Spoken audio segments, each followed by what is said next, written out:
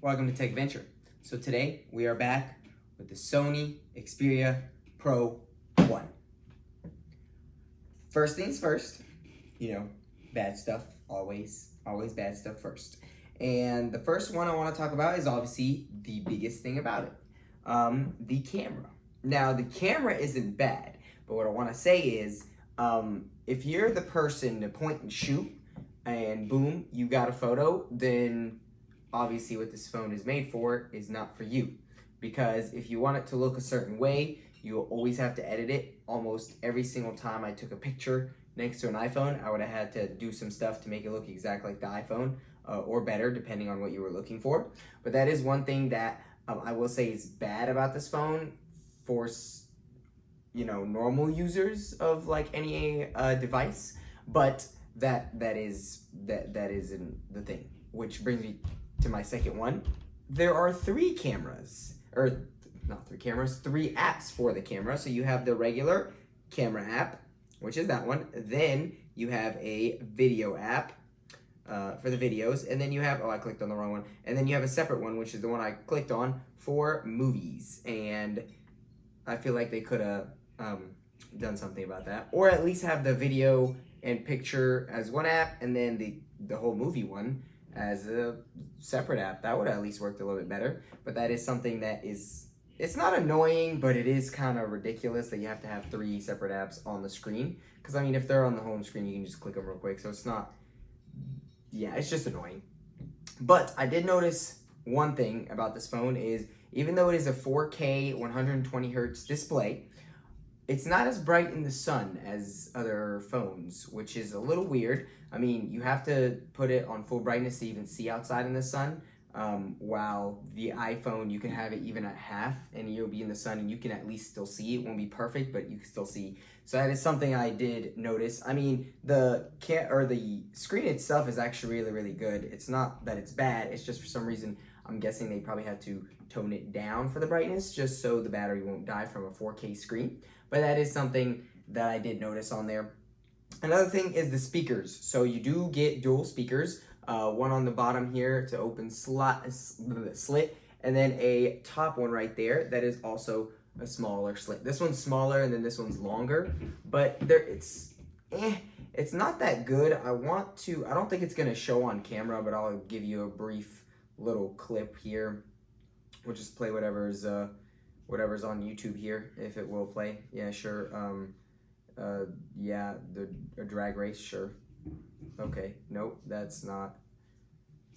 Let's not do that. Let's do one of my videos. How about that?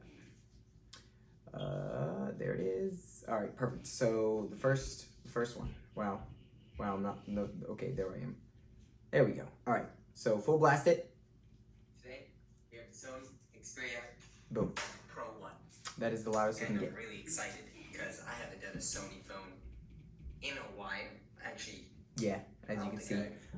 It's not that. I mean, it will do the job, but it's not as loud as other phones. And finally, the final bad thing is technically a good thing as well. So obviously, this phone is water resistant. It's IP68, which means 3 meters for 30 minutes. But one thing I did notice that other phones don't have, the issue, is if I were to do something like this, come on, maybe pull that out, putting on my SIM card or SD card and forget that was not there, and then was like, oh, I dropped it in the water, oh no.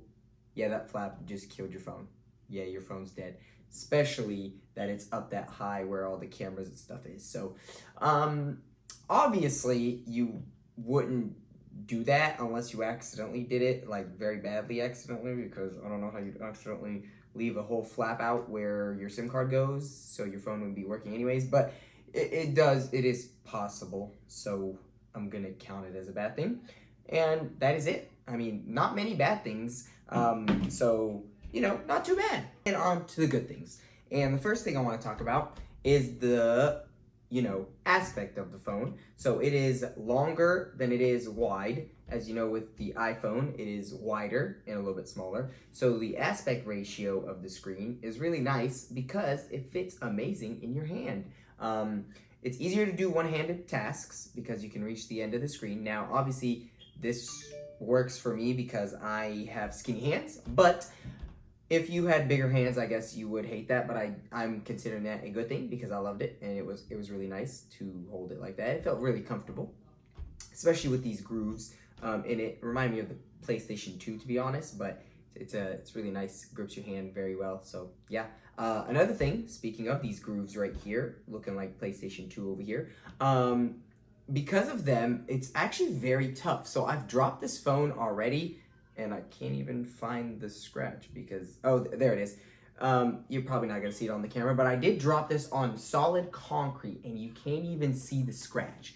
It like rubbed right off when it fell. You can obviously see just like a little, you know, thing is there to show that it fell, but other than that, I mean, if you dropped any other phone, you would definitely realize the little scuff. I also dropped it a second time, and I don't even know where it hit. That's how tough this stuff is, and it being grooves. Like, I literally have no idea where it fell on. I think it fell on its screen, which I can't even tell either because the screen is flawless still. So that is another good thing.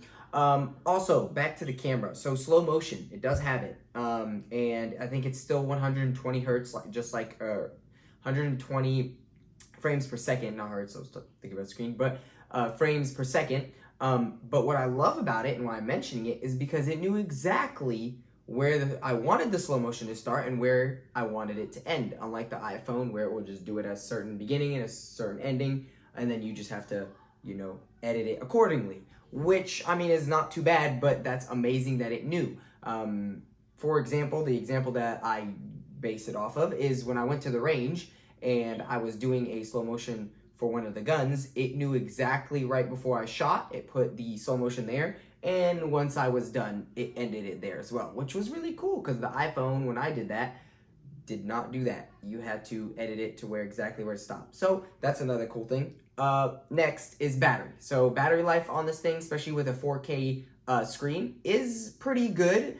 It's not the best still, but I will say it got me through the day. And if you did, like, for example, let's say you forgot to charge it overnight, I think it can maybe give you a couple more hours of the second day, but not much. So it's not the greatest, like I said, but it's still a pretty good battery for such a large screen that is 4K and 120 hertz. It doesn't come 120 hertz. You do have to set it, just to know. So make sure you do set it in the settings if you do get one.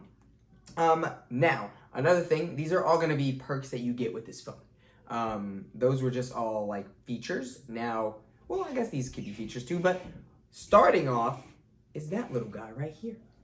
That guy right there. I don't know if you still remember what this guy is, or if you remember the name of this guy, but this is a headphone jack, 3.5 millimeters to be exact. Yeah, that's rare. Just like my next thing, the full charger. It does come with a full charger, a power adapter, and a cable, which is also crazy. But you do get that as well. Another thing that you don't see on most phones, actually, I don't know another phone that does, is a lanyard spot. So right here, you get a spot to put in a lanyard, just in case you want to hold it there and, you know, have it on your wrist, or I guess on your backpack if you want to put it on your backpack.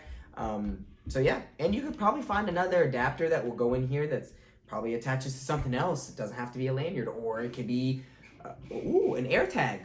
I mean, I know you can just find Google Find, or, you know, the Find My version of Google on here, but that's something fun. You can just put an AirTag on there.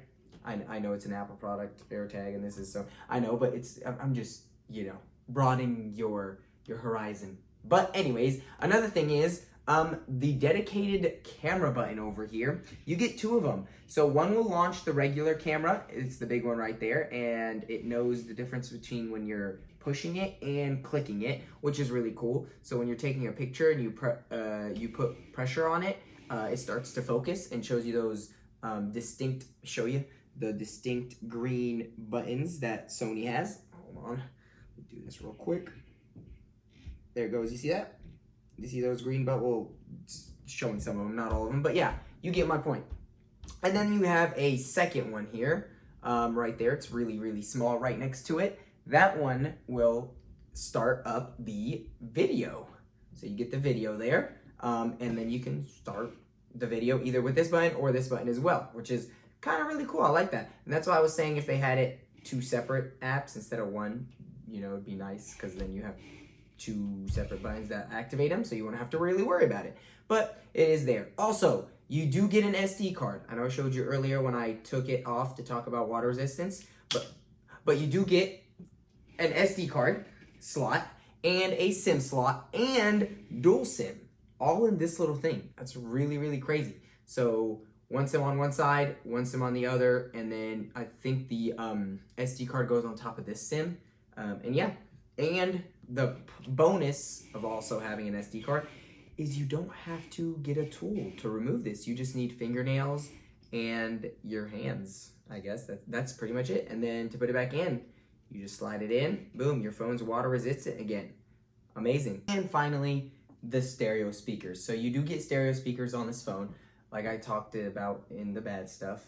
Unfortunately, they aren't the best, but you do get them. And when you're holding the phone like this, it does get louder because your palms are, you know, making the sound waves bounce off. But that is all the good things. Now let's talk about if I would recommend this phone. Now, if you want a quirky phone, obviously go for any of the folding phones. If you want just a regular run-the-mill phone, obviously you have Samsung, you have all the other ones, Apple and all that.